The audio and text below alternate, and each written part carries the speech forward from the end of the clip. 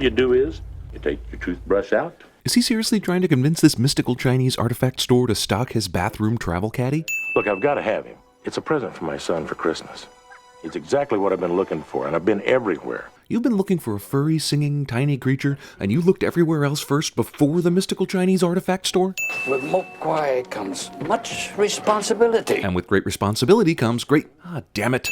There's 3 rules you've got to follow. Keep him out of the light, and keep him away from water. Mogwais have almost the same rule as the Nazgul. Forget. No matter how much he cries, no matter how much he begs. If only the kid had also included the consequences of ignoring the rules along with the rules themselves. Kingston Falls, USA! Looks more like Hill Valley to me. Steven Spielberg presents Christmas. Main character opens the engine compartment of their broken down car only to have smoke pour out in their face cliche. Hey look, they're still playing E.T. in Close Encounters of the Third Kind at this theater. What kind of a sick, f***ed up optometrist uses optical illusion font on their main sign? He's just f***ing with blind people here, really.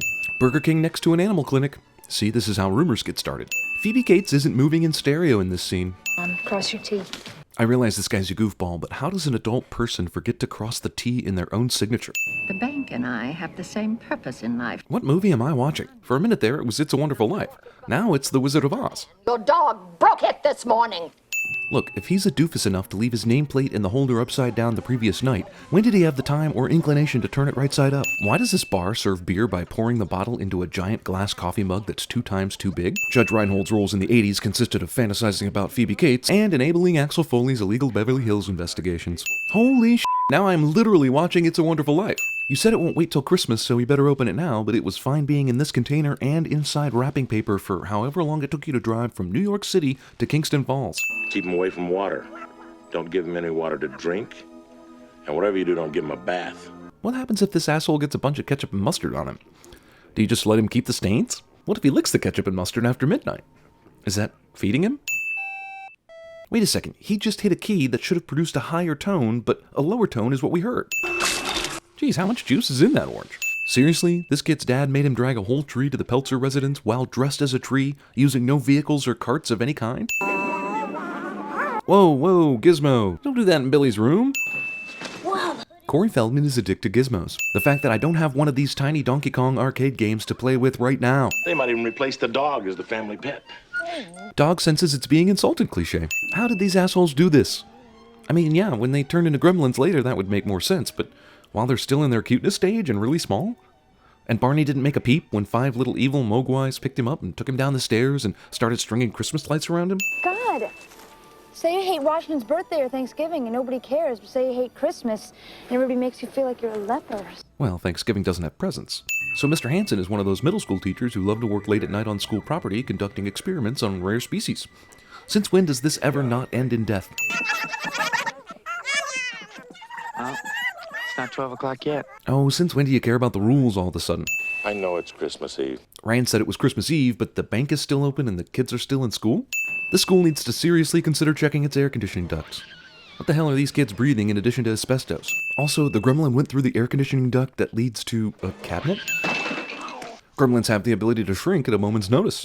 These gremlins are actually insanely good at darts for their first try. They closed out all the 20s already. When did this gremlin watch E.T.? And don't tell me he saw it on video, because it took forever for that movie to be available on video. Oh, wow. You mean one of the Peltzer inventions finally worked? Where was this asshole during the blender sequence? Who keeps flea and tick killing spray on the kitchen counter next to the oven? Boggle. How old is Billy supposed to be in this movie? He works at the bank, so he's clearly out of school. And I know he's into comic books and stuff, but damn. Toy robots? Zoids? Wouldn't stepping in the snow get Stripe wet and make him have babies? Well, that sounded really dirty. Wait, Stripe locked the door behind him? Why did Billy take Gizmo with him? He could have been turning on bright lights everywhere and killed Stripe with the flip of a switch. Why didn't Stripe do this in the first place? Did he break into the YMCA so that he could hide in a breaker box? Stripe violates the clear no smoking rule as posted by the YMCA. I told you we should have got a Zenith. This guy who hates foreign products sure does own a lot of foreign products. They're just going la la la. I mean, if you're smart enough to take your imitation of carolers to the level of hats and earmuffs and sheet music, why not sing a real carol while you're at it? Just based on the time alone that she's spiraling upward, this woman must have 3 or 4 stories worth of staircase in the middle of her house. But then, nope, only 1 story of stairs. Don't do it, kid. Don't do it. Oh, man, you got lucky. And it didn't even knock the power out.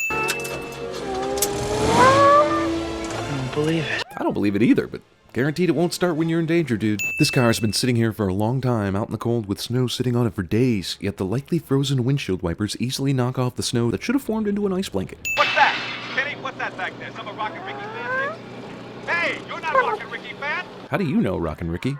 These gremlins seem to know and enjoy everything as soon as they're born. I don't know how long these guys have been at this bar, but why the f*** is she still serving them? Why did she even start serving tiny green demon monsters in the first place? Oh no, also, dude, why didn't you just leave the car running? And instead, they pulled out my father. He was dressed in a Santa Claus suit. He'd been climbing down the chimney. Holy shit, your dad actually tried to go down the chimney? How big was the opening to this thing? And Christmas didn't kill your father, Kate. Stupid did. He slipped and broke his neck. If he slipped and broke his neck, why didn't he fall to the bottom? I mean, this chimney is apparently big enough for a grown man in a Santa suit with a whole bunch of Christmas gifts. And that's how I found out there was no Santa Claus. You were 9 years old. You still believed in Santa? Barney. Damn, Randall left Barney out in the car in the freezing cold? Why is Barney even along on this trip anyway? Wasn't Randall just at an inventors convention? Well, that was a f***ing horrifying story about your dead dad, Kate. I'm sure that will affect us all for the rest of the movie. Or, well, just completely forget about it. Let's just do that. Wait, did Spielberg not want to make some cheeky reference to his other movies in the marquee this time? How about you, Joe Dante? No Piranha or Howling? And since when is Snow White a Christmas movie anyway? They're inside. All of them? So yeah, let's go inside and take a look. I mean, what's the worst that could happen? I'm starting to think this might be a comedy. I may be taking this movie way too seriously. These gremlins are actually better than most projectionists I've worked with. Smart enough to thread a movie projector, but dumb enough to start with Reel 4. Down there. How the hell does this random bartender girl just happen to know exactly where the movie theater's boiler room access door is? Whatever that was he just wrenched, he tightened it, not loosened. Oh, how does that keep the door closed?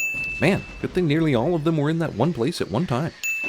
Try and find some kind of light switch. Yeah, they're usually next to doors or entrances of some sort. Also, about time. Now she has 2 reasons to hate Christmas forever. What? Also, how did this TV turn on by itself? I mean, if there's a switch, shouldn't all of them turn on at once and not just this one? How long does it take for a chainsaw to cut through a baseball bat? Too f***ing long. Wait, that thing doesn't have a gas pedal, does it? Hey, gang, it's been a rough night for Rockin' Ricky, but he's still on the air. How? At what temperature do Mogwais have a fever? I'll bet he'd like some chicken soup. What an asshole. Perhaps someday you may be ready. What tells Mr. Wing that someone is ready for the responsibility of a Mogwai? Do you have to go to school? Show a certificate of some sort?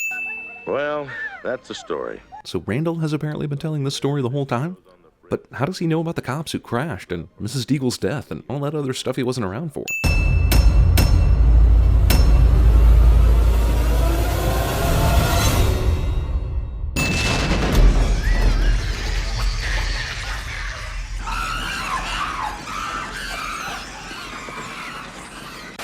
Merry Christmas! Merry Christmas, George! Merry Christmas, George! Merry Christmas, movie house! Merry Christmas, Emporium!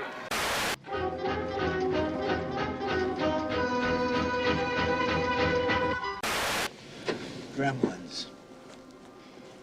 You gotta watch out for the foreigners because they plant gremlins in their machinery. That's the same gremlins brought down our planes in the big one.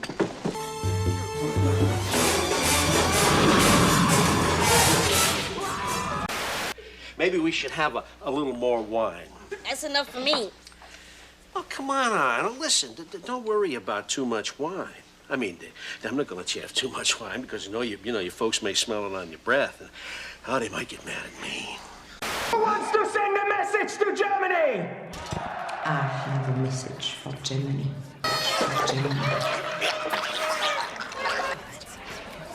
That you are all going to die. And I want you to look deep into the face of the Jew who is going to do it.